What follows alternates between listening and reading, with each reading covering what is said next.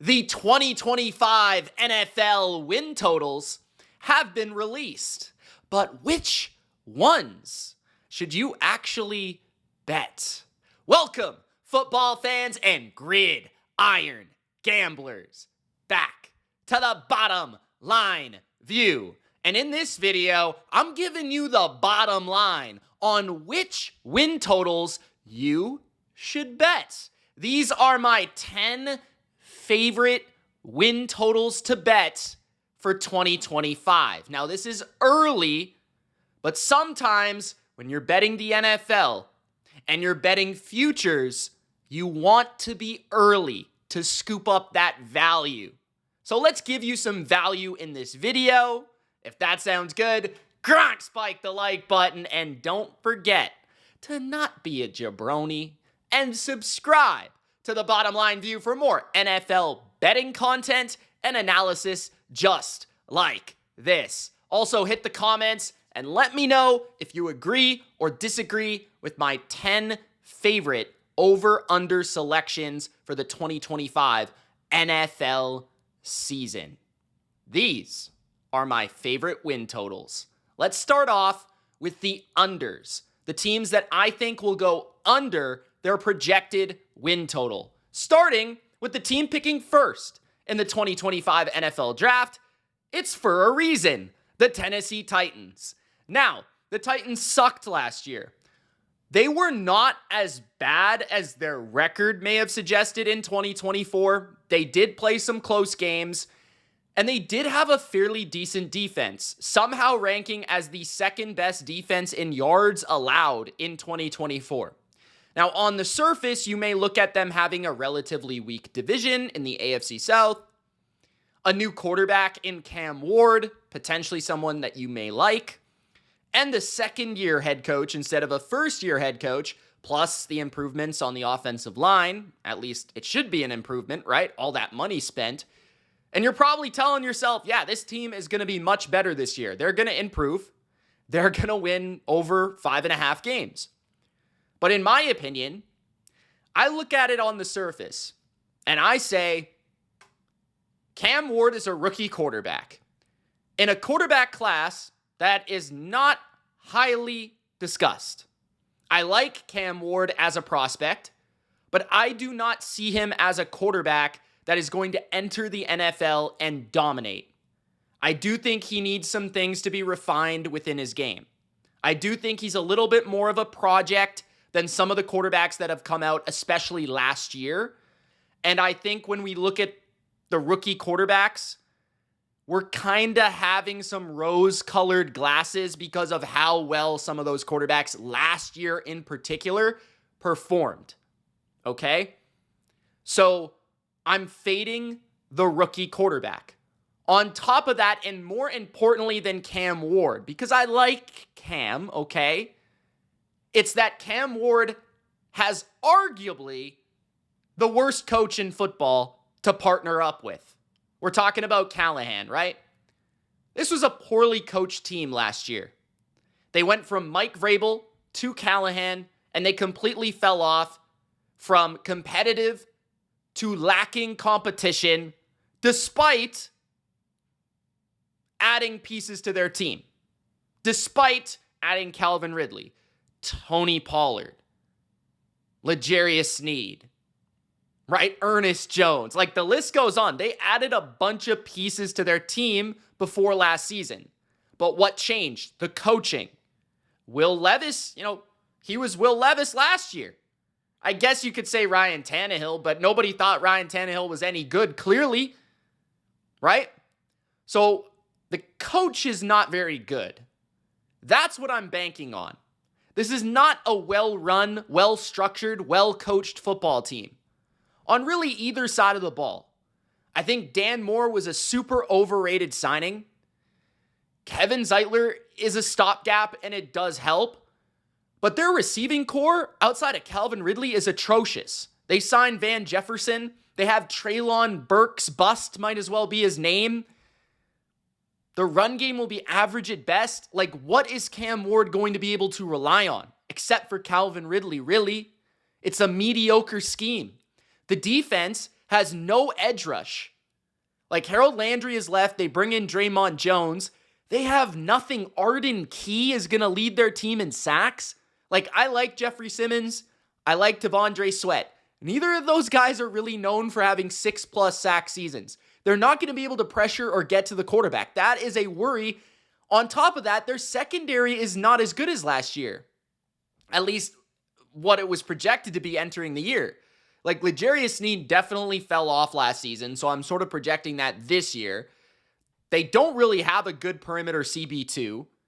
Roger McCreary's decent, right? Hooker's decent. But I don't know. You know, they bring in Xavier Woods. Like, is that going to make a difference? Their linebackers, not fantastic. I mean, I just look at this defense, and I don't think they're going to be able to live up to the billing that they played last year.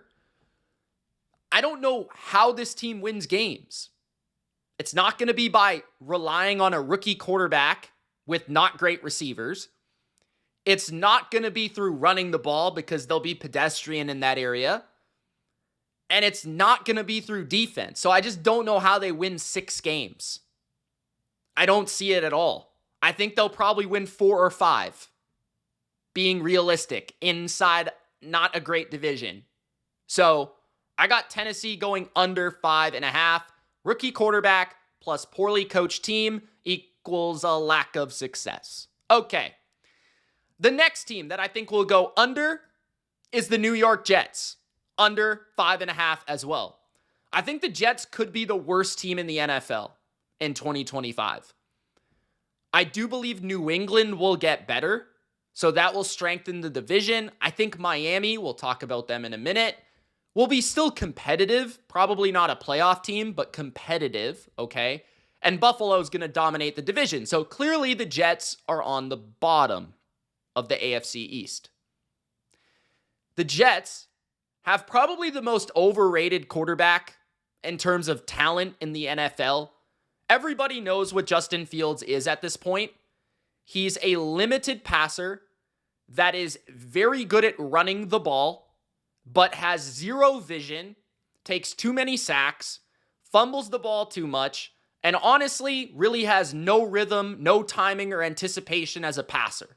His release is way too slow, and all he can really do is run or throw the ball deep. He also loses a lot of football games. His record in the NFL so far has been abysmal. So I look at Justin Fields, and that's the first reason I would fade the Jets. I'm also not an Aaron Glenn fan. Aaron Glenn, the new head coach of the Jets, is a rookie head coach. He's never been a head coach, has zero experience. That is not good. This could easily be the next Gerard Mayo, okay? And I understand the Jets weren't particularly well coached last year, but at least they had Aaron Rodgers running their offense. They still had Devontae Adams. They still had CJ Mosley. They had some veterans to bring some spirit and some direction to this team. They've lost DJ Reed. They've lost some pieces, right? They still have a pretty good defensive front with some good edge rushers, and they have Sauce Gardner, and I like their linebackers, but their run game might be kind of fun because they have Fields and Hall, but it's only really Garrett Wilson to throw to with an inaccurate quarterback throwing him the ball. You don't want Fields throwing the ball more than 20 times a game, and they're going to be playing from behind a lot. So I don't really know how that's going to go over well. They've committed themselves to Justin Fields, right? So I see the Jets as the worst team in the AFC East with a rookie head coach, one of the worst starting quarterbacks. They will be picking in the top 3 or 4 next year. I guarantee it. I just don't know how this works out for this football team. I don't know. I really don't. The next under will be, I really wanted to say the Jets again, the Miami Dolphins. The Miami Dolphins. Miami Dolphins will not be number 1. That's right. The Miami Dolphins will go under 8.5 wins. Now, last year, they probably would have been in the playoff race if not for Tua getting injured. But here's the thing. I'll tell you a secret, okay? I'll whisper it really clearly for you to hear. Tua always gets hurt. Yeah, Tua always gets hurt, in case you didn't hear me the first time. So that's first thing. Tua always gets hurt. Now, they did bring in Zach Wilson. Zach Wilson, I kind of like in this offense. I think he has a little bit of long-term upside there. But, I mean, Zach Wilson hasn't exactly provided a lot of wins in the NFL, okay? Now, their offensive line is a mess. And this is more than just, oh, Tua's going to get hurt again. That's poor analysis, okay? Their offensive line is a mess, which could actually lead Tua to getting injured again. Okay, that's another thing. Second, I would say that, okay, the offensive line, Teron Armstead is old. Is he even going to come back for the season? That is still a question. Will he even be able to play half the season? He's constantly injured. Their guard position is a bit suspect, with their best guard coming off a torn Achilles. Their interior offensive line can't really get any push and power the run game up the middle. They're all about the horizontal, and they're clearly identifiable in terms of what they want to be on offense. It's a quick passing game with very little power to it. They always struggle down the stretch because they can't run the ball consistently by powering the ball. They're all about smoke and mirrors. They're all about timing, touch, and anticipation through the passing game because Tua is not a power thrower with a strong arm, and he can't really stress defenses down the field. So everything is a duck, which means he needs to play in good weather, which means in November, December, and January, against cold weather teams, he fades and this team fades. They're from Miami. They're soft. Their coach is kind of talented in terms of scheme and offensive prowess, but he also provides a softness. This team is soft, and it absolutely leaks from the head coach's mentality. Defensively, they are not good. I'm not sure if Calais Campbell will come back, but they have holes on the interior defensive line. Their edge rush is probably the best part of their defense, but they have multiple players that have been injured a ton lately, like Jalen Phillips and Bradley Chubb, trying to be big parts of this defense. The secondary is borderline atrocious, with old man Jalen Ramsey and really no other constant at cornerback. Their safety position is turned over into a bunch of backups, and their wide receiver position, Tyreek Hill, is great if he's Tyreek Hill, but last year he played the worst of his career. It was the worst season of his career. It was. Jalen Waddles always also have a hamstring, a groin, some sort of pull that limits his ability. So all you really got is Jonnu Smith running through people on screens. So honestly, I think the Dolphins are regressing this year. I think that they tried to go all in the last couple of seasons with veterans, right? This was one of the older rosters in football. They tried to push their chips in the middle of the table with Tua, Tyreek, Waddle, that offense. And I think part of it is that the smoke and mirrors of the offense has been detailed and figured out. I think part of it is that they're never good enough at the line of scrimmage. I think part of it is that they're soft in their mentality and their level of play. They are not a tough team, and it's partly because they're from Miami. They play in warm weather, so when they play cold weather teams, they're not good. So for all of these reasons, I think they will go under 8.5. Under 8.5. I could see them winning 8 or 7 games this year, but I do not see them as the second best team in their division this year, which also will have an impact. So Miami, under 8.5. And the final under team for 2025 is the Dallas Cowboys, also under 8.5. The Cowboys are in a tougher division than you would think. The Eagles are the Super Bowl champs and arguably the most talented team in the NFL.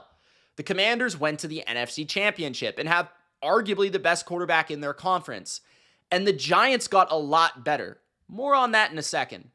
The Dallas Cowboys are arguably the worst they've been at the line of scrimmage in years. Their defensive front lost DeMarcus Lawrence, which is a big loss in my opinion, despite not playing a lot last year. He's been a heart and soul member of their defense, especially their run defense, okay?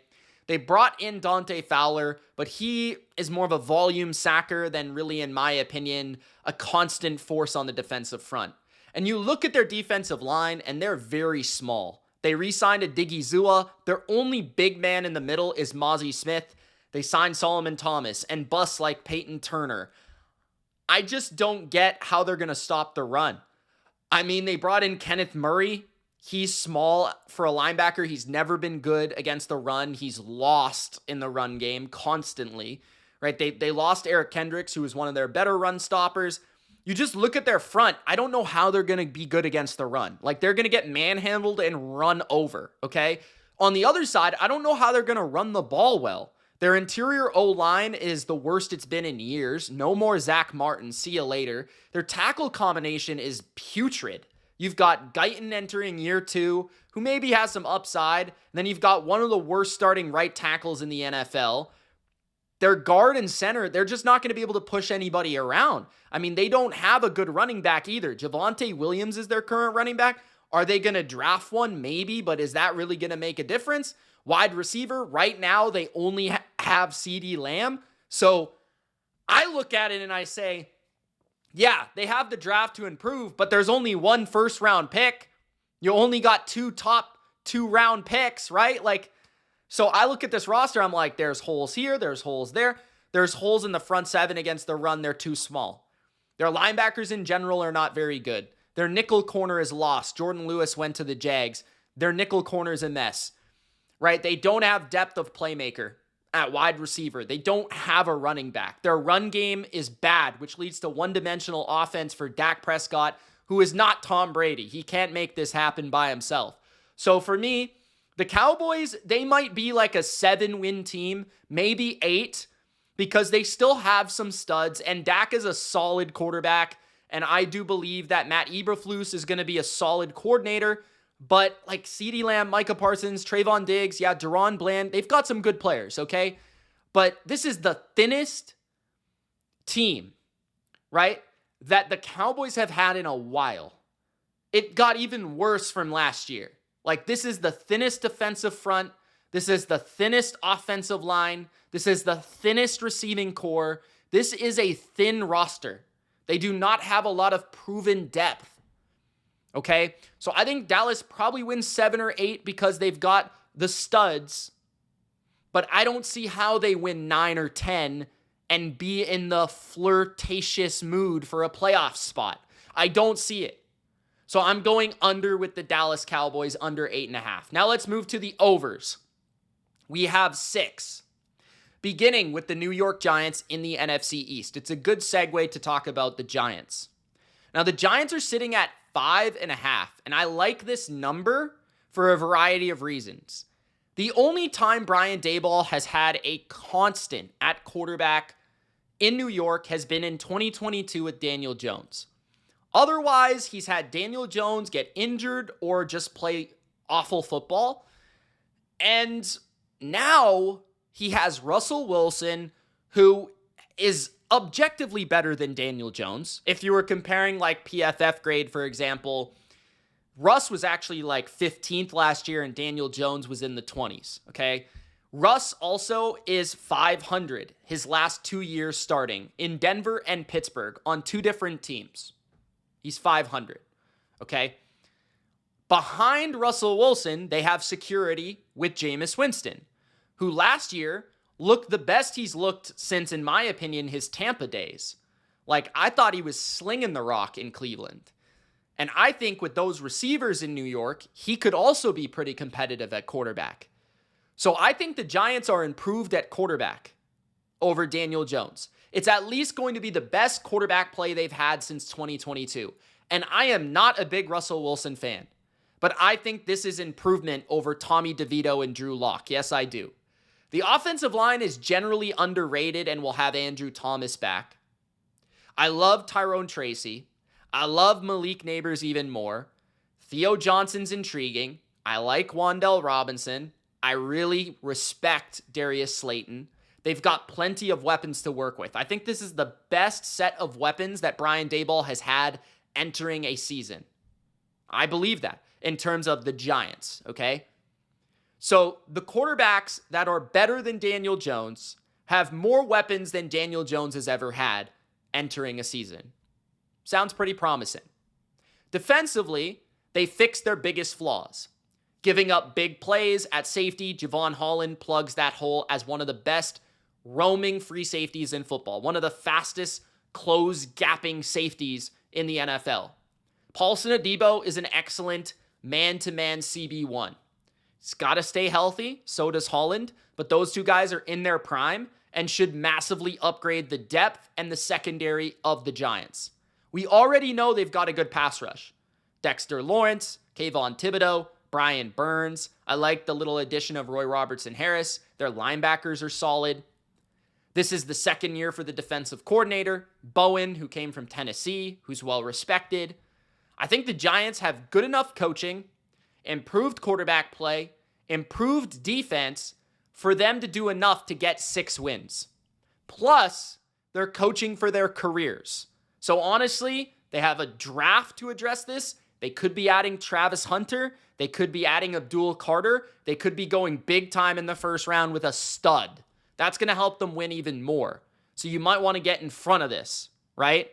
And I do believe that those veteran quarterback options will at least bring some stability to probably the least stable quarterback position in the NFL the last few years. So the Giants will go over while the Cowboys go under. The next over will be the New England Patriots. And this might be my favorite in the entire video. And I know that I'm biased because I am a Patriots fan, but 7.5 is a beautiful number for Mike Vrabel and Drake May. I think that this could be the sneaky best combination at quarterback and coach in the NFL in terms of the most underrated or undervalued entering the NFL if you're betting it, right? And I think Mike Vrabel has consistently proven to get the most out of the least when it comes to being the number 1 seed with literally the most injured team in NFL history in 2021. Getting to an AFC championship when no one expected it in 2019. Right? Being a constant playoff team from 2019 through 2021. Being successful with average quarterback play like Ryan Tannehill. Being successful with good but not great rosters. You look at the Patriots, and this is the most talented quarterback Mike Vrabel has ever had in Drake May. This kid is special. He can throw it. He can make plays inside or outside the pocket. He's a playmaker. He's got one of the best deep balls in football, and he's an excellent scrambler. You bring in Stephon Diggs to move the chains. You have, in my opinion, one of the better offensive coordinators in NFL history in Josh McDaniels. Now, he might be a little bit past his peak and prime, but he's still much better than what they've had previously in New England. He's going to bring a strong power running game for Drake to take some pressure off of him, some designed run game for Drake May, and I think he's going to do the right things for Pop Douglas, Hunter Henry, and these secondary weapons that have not been utilized correctly in New England in recent years. We saw what Josh McDaniels did with Mac Jones in 2021. His only year with Mac Jones, by the way. They went to the playoffs. He got the most out of Mac Jones. Imagine what he can do with Drake May, okay? He had Josh Jacobs leading the NFL in rushing in Las Vegas. Defensively, Vrabel has brought in a lot of help for his side of the ball. You've got Milton Williams, the number 1 ticketed free agent to help their pass rush alongside Christian Barmore, who's already a stud. Harold Landry, a guy that knows the system, can lead and also get 10 sacks in a season. He does it regularly. They brought in Robert Spillane, a very underrated linebacker. They brought in Carlton Davis, a feisty and competitive corner, and probably, arguably, the best CB2 in football. They should get more out of guys like Jabril Peppers, Kyle Duggar, Keon White, with improved coaching, especially in the front 7, thanks to the new defensive coordinator hire. The OC will also have help from an offensive line coach in Doug Marrone, who's a former head coach and is very good with offensive lines. So even if they're underwhelming in terms of their talent there, they should get more out of it than last year because of the coaching. So I think the biggest thing people are missing is that the difference between the Patriots coaching staff this year and last year is going to be night and day. Drake May should be able to take steps forward in year 2, and their roster on defense especially is immensely better. So the Patriots could be fighting for a playoff spot. I think they'll definitely win 8 games, so I'm going over 7.5 with my Pats. The Minnesota Vikings are also shockingly low at 8.5. I like the Vikings to go over because this is arguably the best offensive coordinator, defensive coordinator combination in football. That is not Andy Reid, Steve Spagnuolo, or Kyle Shanahan, Robert Saleh. Like, it's right there with honestly Kyle Shanahan and Robert Saleh, because I think Brian Flores is legitimately a special defensive coach, and Kevin O'Connell is a very good head coach and a very good offensive mind. And this is one of the best rosters in the NFL. Their offensive line has improved immensely by improving center with Ryan Kelly and guard with Will Fries. I love their tackle combo with O'Neal and Darisaw returning. You've got TJ Hawkinson, Justin Jefferson. Yeah, ever heard of him? Jordan Addison, Aaron Jones, and Jordan Mason. Naylor's decent. Like, this team has weapons on weapons, and one of the best weapons in football in Justin Jefferson. They should have a better running game thanks to the offensive line and the add of Jordan Mason. And defensively, you add Javon Hargrave, Jonathan Allen to this defensive front that already has Van Ginkel, has Jonathan Grenard, Harrison Phillips. I love Ivan Pace. I mean, this secondary, solid. They brought back Murphy. They need to improve at corner maybe a little bit, but Flores is a mastermind in terms of his pressure packages. They always seem to get a jump on opponents early in the year because of their coaching. And I feel like J.J. McCarthy is the only reason they're sitting at 8.5. If they had a half-respected quarterback, even if it was Sam Darnold, it'd probably be 9.5, 10.5. Imagine if you think J.J. could be better than Sam Darnold, which previously to last year, I think people would think that's not a stretch. So the Vikings are one of the best coach teams in football, one of the most talented teams in football. They play in a dome with an excellent set of weapons. And I think they just won how many games last year? 13? They should be able to win 9 in 2025, even if they regress. So I like the Vikings over. The Houston Texans, I like them over 9.5. The last 2 seasons, they've gone over this number. And the reason I like the Texans is I think they legitimately could have the best defense in the NFL. They're easily the best team in the worst division in the NFL. The Colts are not good.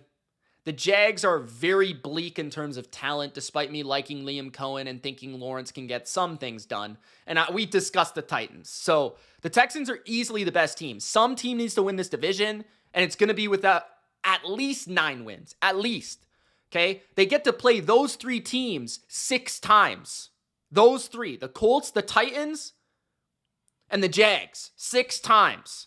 So let's say they win at least 4. Okay, now we need 6 more wins. We've got the best defense in the league with Danielle Hunter, Will Anderson. I love Stingley and Lassiter. I love the addition of CJ Gardner-Johnson. DeMeco Ryans is one of the best defensive coaches in the NFL. They brought in a new OC to help the offensive line protect Stroud, who's going to have a bounce-back season. He had a sophomore slump. He'll be back in year 3. He's excellently accurate, very poised and polished. I love the way he throws the ball and creates plays. Nico Collins is the stud wide receiver no one really talks enough about. Joe Mixon can still play. Dalton Schultz is there. Christian Kirk is there. They've got plenty of weaponry. Plus, they'll get Tank Dell back at some point. The offensive line is what worries people. But understand that they did bring in some insurance, even if they let go of Laramie Tunzel, Cam Robinson, Trent Brown, Lincoln Tomlinson, Ingram. They've brought in some names in order to ensure the depth and the quality of the line by finding the best 5. Plus, they have an entire draft to improve. And they've really lost nothing, right? They upgraded defensive tackle with Fatou Kazi to Sheldon Rankins. And really, they added a corner, Ronald Darby. Like, they have really gotten worse nowhere except for maybe left tackle. That's it. And they have an entire draft. And they were a good team last year that went pretty toe-to-toe with the Chiefs twice. And that was without an offensive line. So imagine if their offensive line is like decent, like not even decent. Imagine if they're like the 25th best offensive line instead of catastrophically awful. Like the 31st offensive line that they were last year, 31st or 32nd, to be honest. The only team that was maybe worse was the Patriots. So the Texans, I think they're going to win 10, 11, 12 games. They could be a post-hype sleeper. A lot of people thought they would win 12 last year. What if it's this year that happens? The Los Angeles Rams are arguably the best bet in this video. They're sitting at 9.5 right now, and it just really makes no sense in the world. Like, Sean McVay and Matthew Stafford. Do I have to say anything else? They were the team that competed the best, the closest, the tightest with the Super Bowl champ Philadelphia Eagles in the snow on the road. They have a very underrated offensive line. They got their left tackle back. They added Devontae Adams to Puka Nacua. That's one of the best top 3 wide receiver combos in football. They can run the ball successfully. Their defense is young and ascending with one of the better pass rushes in the NFL, led by Jared Verse. And yeah, I mean, they don't have a great linebacker level. Secondary is fine, not anything special, a little slow. But they have an entire draft to improve. And they still have Matthew Stafford, who's easily a top 7 quarterback in the NFL. So unless they get hurt, including Stafford here, for multiple games, they should win 10 or 11 at least. A lot of people think they could win the Super Bowl or go to the Super Bowl, be the NFC representative. If their defense tracks the way it did at the end of the year and their offense is top 10, they should win 10 games. They should win this division, especially against a weaker schedule this year. And then the final best bet, this is not my favorite out of all of these ones, but I like this one if you're going to go with one of the favorites to go over. I like the Bills. They have an easier schedule compared to the Ravens, who was the other team I was thinking about. I would stay away from the Chiefs this year. The Bills have all of their toughest games at home. They play the Bucs, the Chiefs, the Ravens, all at home. The Bengals at home. All of the games that they play against tough opponents this year are at home. And it's Buffalo. Buffalo is one of the best home fields in football. Buffalo's not losing in Buffalo very often. They might go 6-2. So if they have the weaker opponents on the road and they go 6-2, and they go 6-2 at home against a tougher schedule because at home they're even better, that's 13-4. Plus, they had more wins than this last year, first of all. Second of all, they're better than last year already. The roster is exactly the same. And guys like Coleman could be getting better. I think that Shakir could enter his peak season. Kincaid could enter his prime. Cook can enter his prime. The O-line's awesome and has great continuity. The offensive coordinator enters year 2 now with Josh Allen. Allen's playing the best football of his career at his peak in his prime. The defense has gotten stronger and deeper on the defensive front. And they have an entire draft to add other pieces. The Bills are a no-brainer. They should win 12, 13, 14 games this year. They're easily the best team in their division. The Dolphins and Patriots, as much as I like the Pats to improve, they're nowhere close to the Bills. They should win, honestly, 5 games in this division. They might lose to the Pats one time, but they should sweep Justin Fields, and they always sweep the Dolphins. So, really, it's just the Pats. And they'll probably lose once to Mike Vrabel, but I don't know. That could be 6 wins. And it's Josh Allen. So, yeah, the Bills, because of the schedule, the improved roster, and the fact that this, honestly, them or the Ravens, I feel like they're the favorite to go to the Super Bowl or even win it. So, I like them going over 11.5. 11.5 is very modest for a team this good and consistent. Thank you guys for watching. Those are my favorite win total bets, over and unders for 2025, at least the early edition. I'll probably update this sometime in the summer. Thanks for watching. It's Mitch. Gronk, spike the like button. Don't be a jabroni, and make sure to subscribe. We'll see you in the next one. Peace.